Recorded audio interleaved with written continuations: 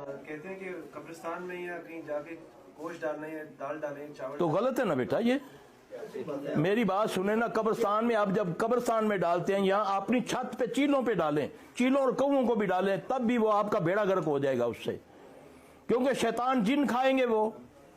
आपका हमसाया भूखा है नहीं, आपके घर के पास है कोई ऐसे भूखे लोग नहीं है ना, तो गोश्त की जरूरत उनको है या उनको चीलों को या जिन्नों? ये तो बत्ता है, चीलों को छत पर गोश्त डाल दो है। नबी सल्लल्लाहु अलैहि वसल्लम ने फरमाया चीलों को मार दो, कौओं को मार दो है, ये हदीस है।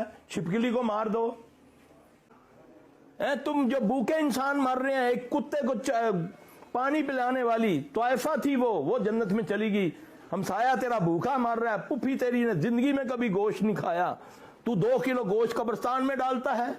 यहाँ दाल कहते हैं बेटा, सुनी सुनाई बात आदमी के झूठे होने के लिए यही काफी है कि वो सुनी सुनाई बात को आगे बयान कर देता है। ठीक है, कहते हैं, कहतों की दलील क्या है?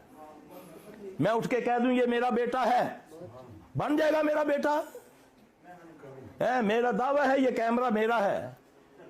मेरे पास दलील होनी चाहिए। अल्लाह के वलियो, कभी दीन भी सुनी सुनाई बातों को कहा जाता है?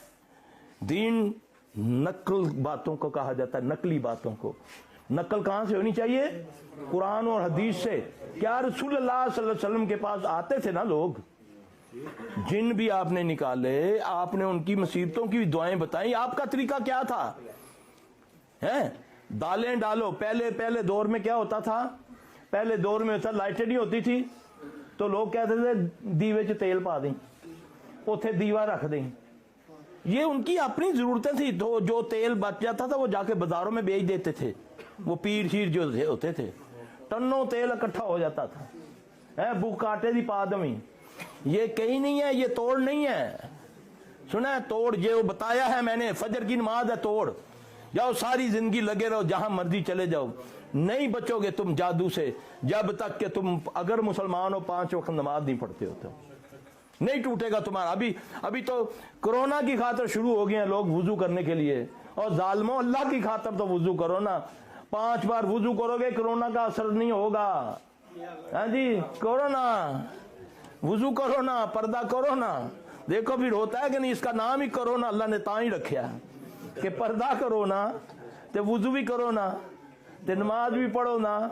है एक जरासीम से पद निकले हुए सारी सुपर ताकतों के, और जरासीम का खालिक है, उसको कभी हमने नहीं अपने नाउज़बिल्लाह अस्तगफिरुल्लाह कभी खातर में नहीं लाए कि वो हमसे पूछेगा कि नहीं पूछेगा। उसके मामले में इतने बेखौफ हैं, ऐसा कोई नहीं है तोड़, बल्कि फंस जाओगे। फिर सारी जिंदगी गोश्त फेंकते रहोगे, नहीं फेंकोगे उसी दिन तुम्हारा काम खराब होगा।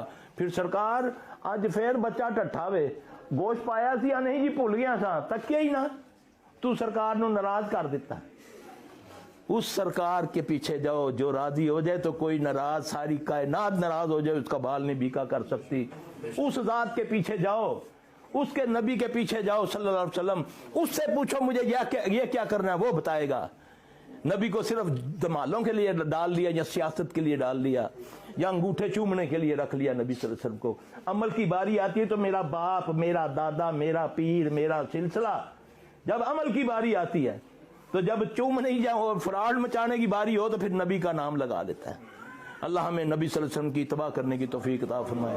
सुब्हानकल्लाहुम्मा व बिहम्दिका अशहदु अल्ला इलाहा इल्ला अंता अस्तगफिरुका व अतूबु इलैक। मेरा भाई, शिफा तो मेरे अल्लाह के पास है, हम करते हैं इलाज।